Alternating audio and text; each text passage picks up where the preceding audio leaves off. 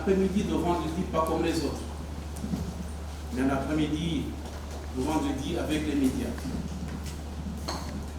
Un après-midi de vendredi avec les médias a pour un double regard. Un regard rétrospectif sur ce qu'aura été l'année 2025 pour nous et un regard prospectif pour présenter ce que devra être l'année 2027, 26. Je vais vite, hein? Et puis, on se retrouvera dans un cadre de détente. Ça s'appelle Médiatrique. Nous avons décidé, après quelques années, dit merci par rapport à cette activité, de renouer avec cette ancienne pratique.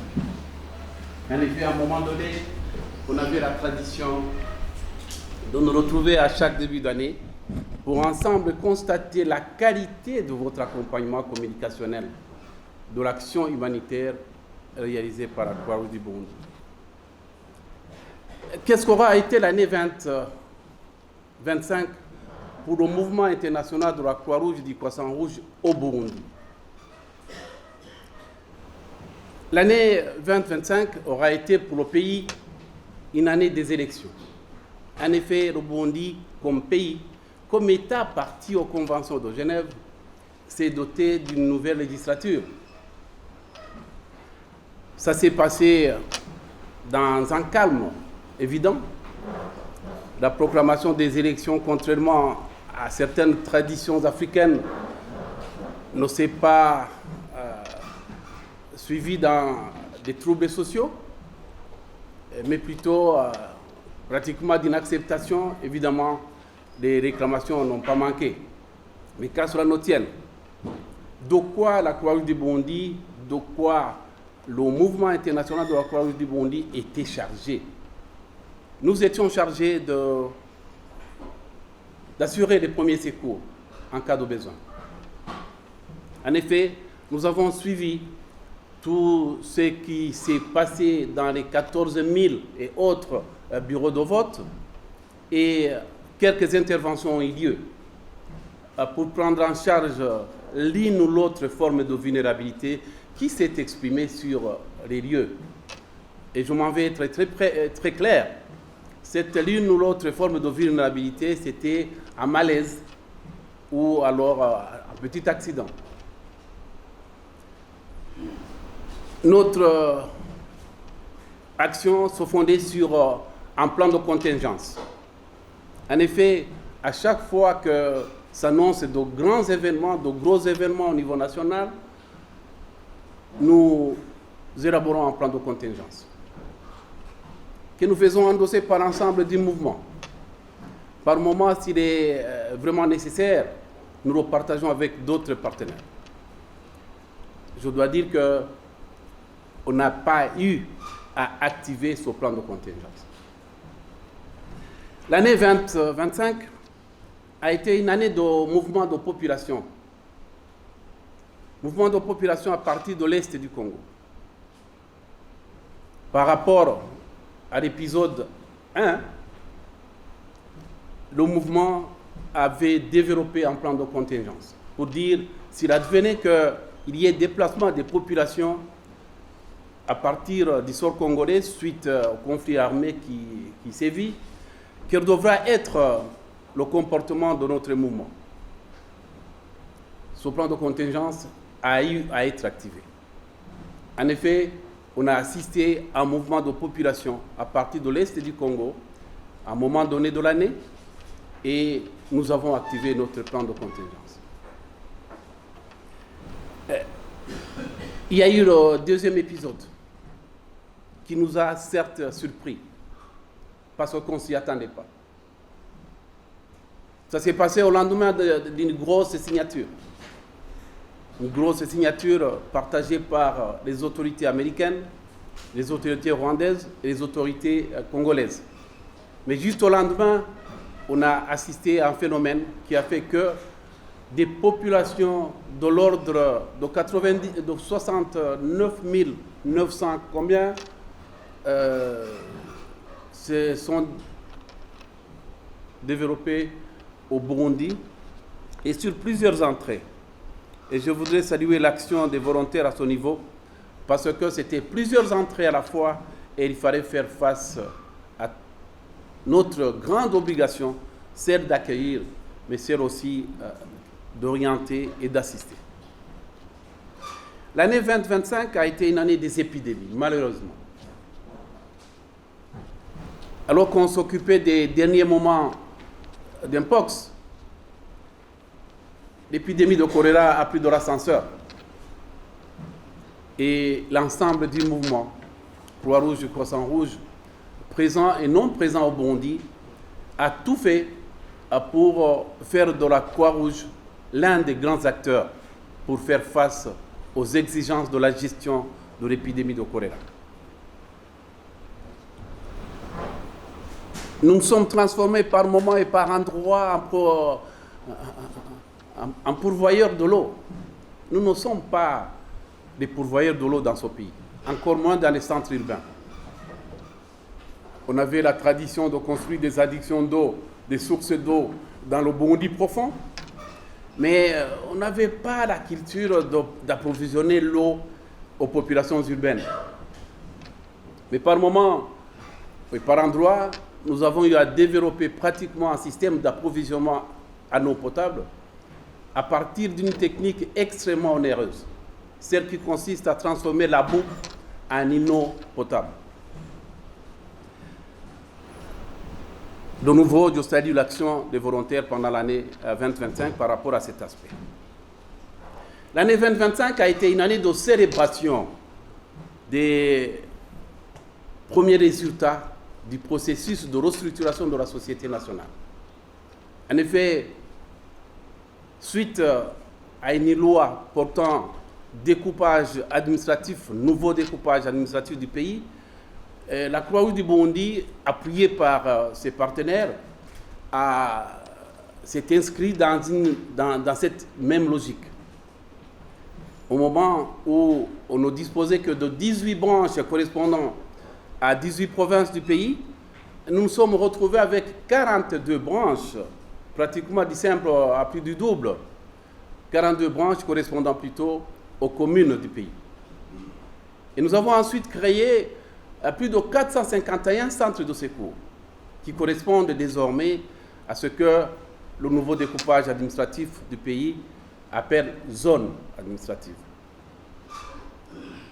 Nos vaillantes structures collinaires qui étaient à 2930 se sont retrouvées à 3040, une augmentation sensible.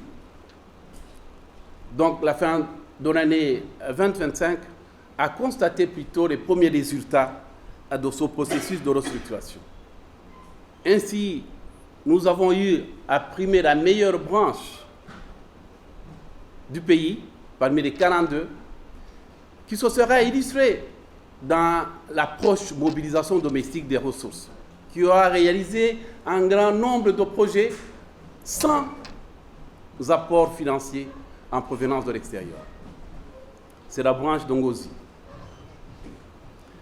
Nous avons eu à primer la branche qui s'est organisée conséquemment en disant nous avons besoin d'un leadership visionnaire, un leadership qui comprend les exigences du moment, avec des organes qui ont compris l'approche responsabilité en tant qu'organe, mais l'approche responsabilité en tant que membre d'un organe.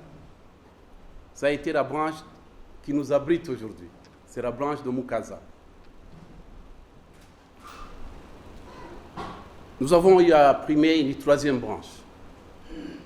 Cette troisième branche qui nous a surpris par une compréhension rapide que le monde commence à changer. Chers amis journalistes, nous sommes en train d'évoluer aujourd'hui dans un monde incertain, dans un monde aux nouvelles réalités, où il faut assez rapidement s'organiser à partir de chez soi pour être sûr qu'on a une capacité de réponse.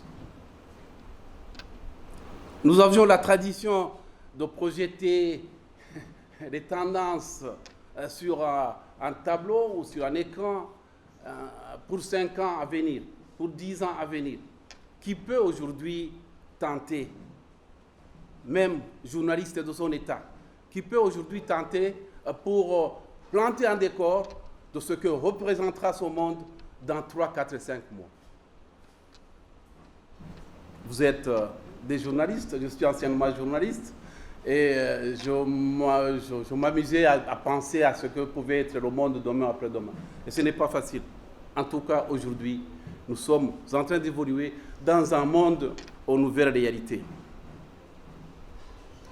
L'année 2025 a été une année de développement d'un partenariat solide.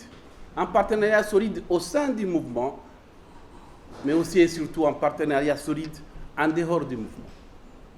Nous l'avons senti dans cette même salle au mois d'octobre, où le secteur privé, pour la première fois, s'est engagé aux côtés de la Croix-Rouge pour dire désormais nous sommes partie prenante par rapport à la prise en charge des différentes vulnérabilités liées aux catastrophes, aussi bien naturelles que celles provoquées par l'homme.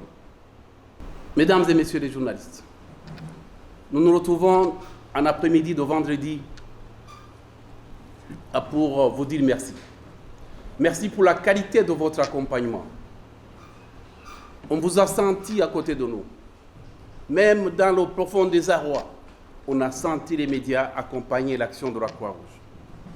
C'est le moment de vous dire sincèrement merci. Évidemment, naturellement, merci à tous les partenaires mouvement, à travers ses composantes, pour leur appui d'ordre financier et d'ordre technique. L'année 2026 devra être une année de véritable implantation de nos structures et organes, conséquence de notre processus de restructuration.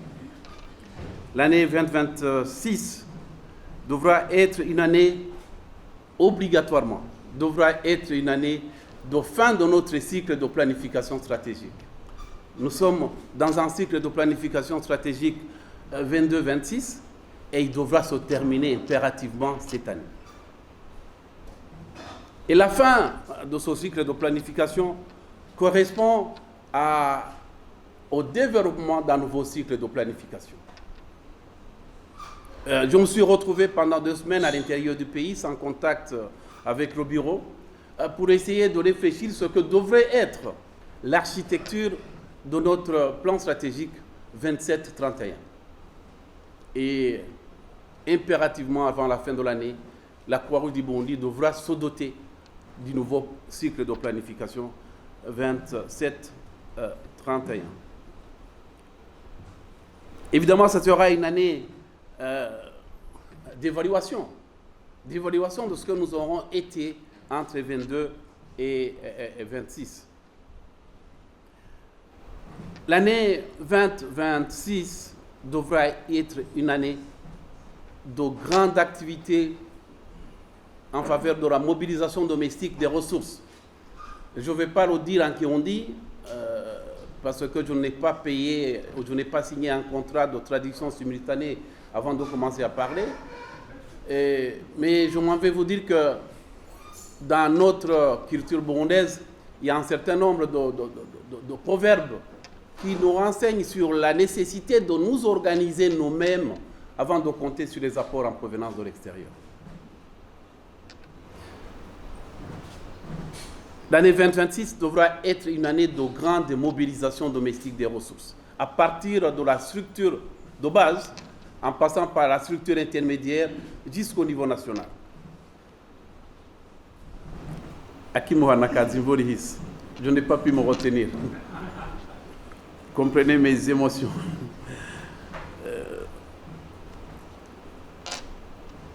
Chers collègues, parce que dans mon esprit, je suis journaliste. J'ai eu à animer un cours pendant plus de 15 ans qu'on appelait l'analyse critique des médias. C'était très... Je n'ai pas vérifié si dans la salle il y a l'un ou l'autre étudiant par rapport à ce cours, mais qu'à cela ne tienne, pendant 12 ans, 15 ans, j'ai eu à assurer un cours sur l'analyse critique des médias. Et je n'étais pas du tout tendre.